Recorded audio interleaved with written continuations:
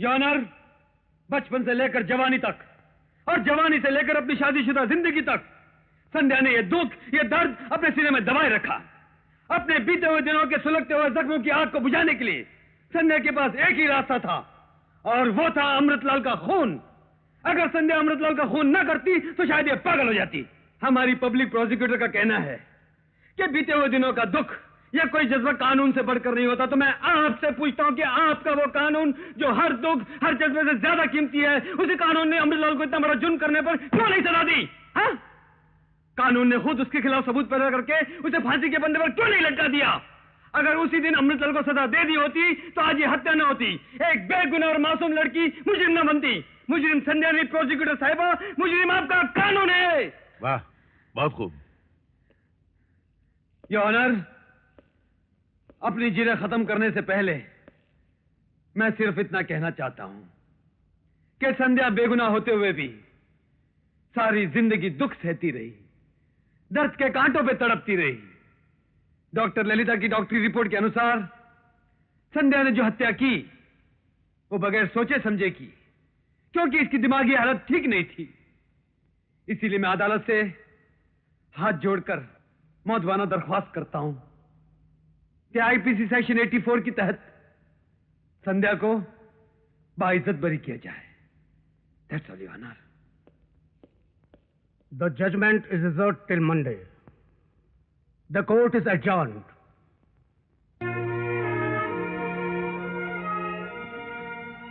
इस कत्ल के मुकदमे में दोनों तरफ के वकीलों ने जो सबूत, जो गवाह और जिस तरह की ठोस दलीलें पेश की हैं, उसके लिए मैं दोनों वकीलों को मुबारकबाद देता हूं। पब्लिक प्रोसिक्यूटर ने बिल्कुल सही कहा कि मुल्जिमा संध्या के बीते हुए दिनों के दुख भरे वाकयात जानने के बाद किसी भी इंसान के दिल में दया और हमदर्दी पैदा हो सकती है, लेकिन इस दया और हमदर्दी का असर अदालत के फैसले पर नहीं पड़ना चाहिए। दूसरी तरफ defence lawyer mister Vijay Kumar ने अपनी जिरह में यह बताया कि किस तरह बचपन में मुल्जिमा संध्या ने अपनी आंखों से भयानक वाकयात देखे जो उस 7 साल की मासूम बच्ची के दिल पर छाप बन के रह गए, और वहीं से उसके दिल में अमृतलाल से बदले की भावना ने जड़ पकड़ ली। इस लिहाज से पब्लिक प्रोसिक्यूटर की दलील फिर सही साबित होती है कि मुल्जिमा संध्या ने इस कत्ल का प्लान बचपन से बना के रखा था। लेकिन डॉक्टर ललिता की जांच और साइकियाट्रिस्ट की तशखीस से यह पता चलता है कि मुल्जिमा जहनी मरीज थी। उसने खून किया, लेकिन अपने होशो-हवास में नहीं, जुनूनी हालात का शिकार होकर, और अदालत डॉक्टरों की इस तशखीस और जांच से 100% मुत्तफिक है। इसलिए इंडियन पिनल कोड सेक्शन 84 के तहत यह अदालत मुल्जिमा संध्या को बेकसूर करार देते हुए बाइज्जत बरी करती है।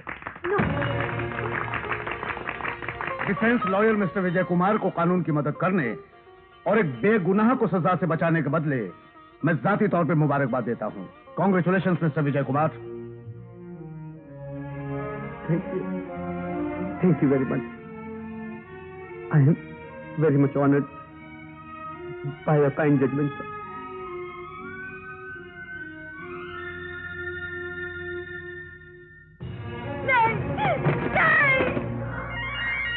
मुझे कुछ नहीं चाहिए।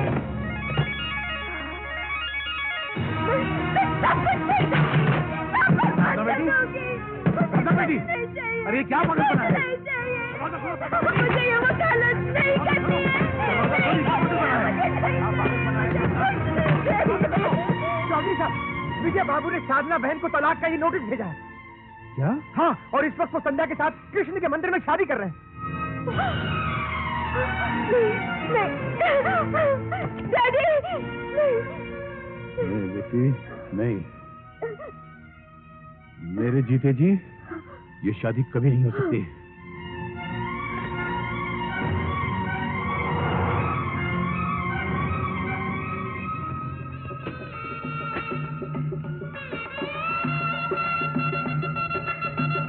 विजय!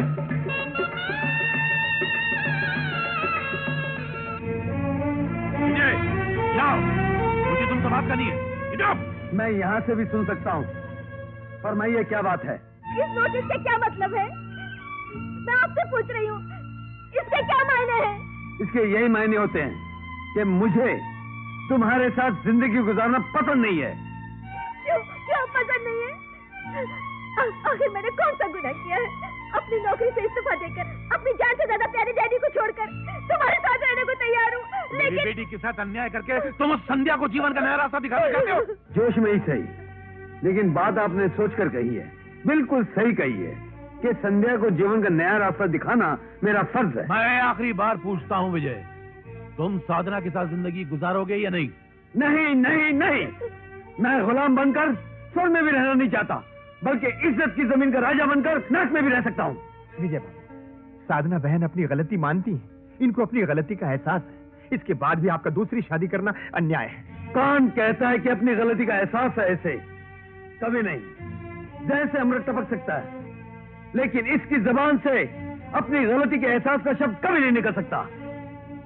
जानते हो, जब मैंने इससे कहा कि दूसरों के सहारे जीना मुझे पसंद नहीं, मैं खुद अपने पैरों पर खड़ा होकर अपना घर बसाना चाहता हूं, तो जानते हो इसकी तरफ से क्या जवाब मिला मुझे?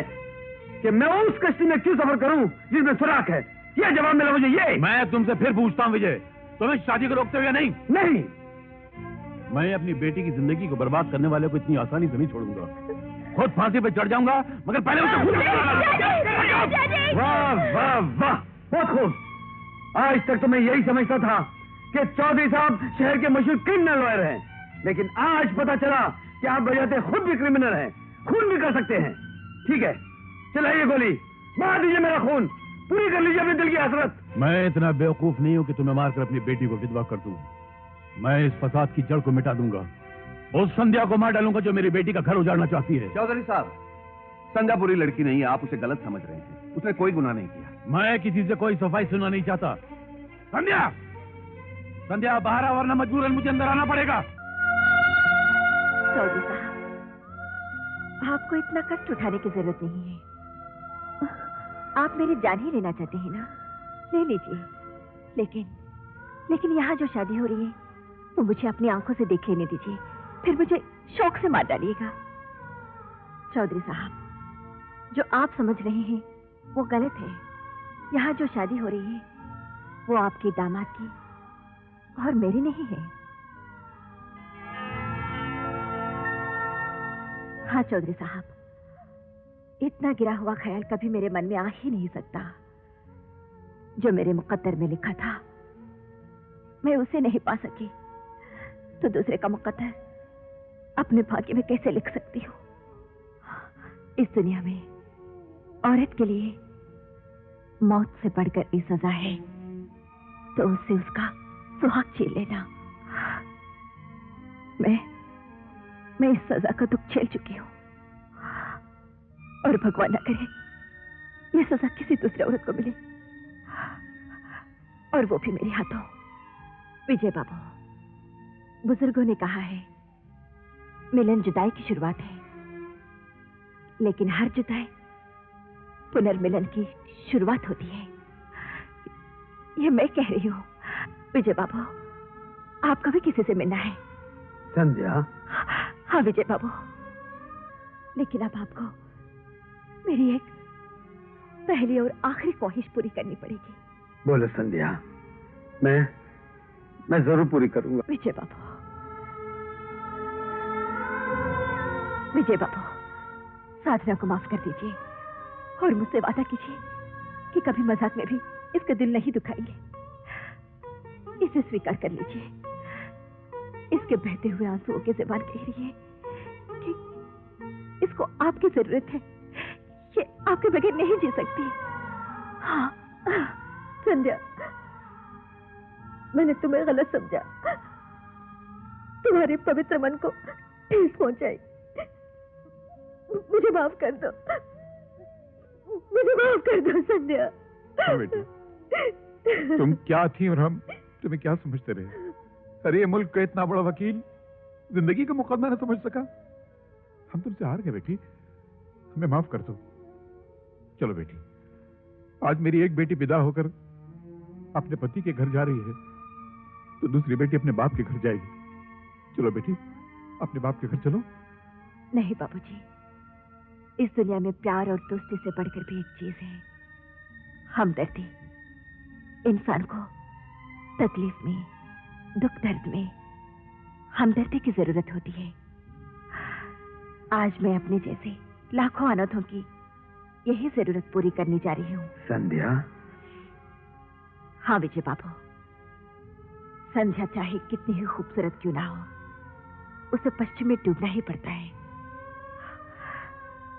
आप सब लोग आकर इन अनाथों को आशीर्वाद दीजिए। आइए आइए बाबूजी।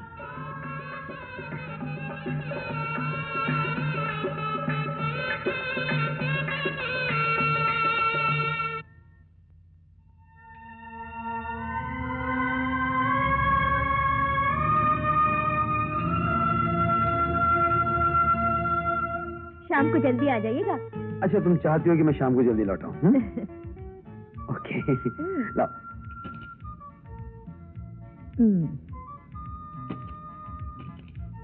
Thank you madam. अरे हाँ, एक बात सुनो। क्या? जरा करीब आओ।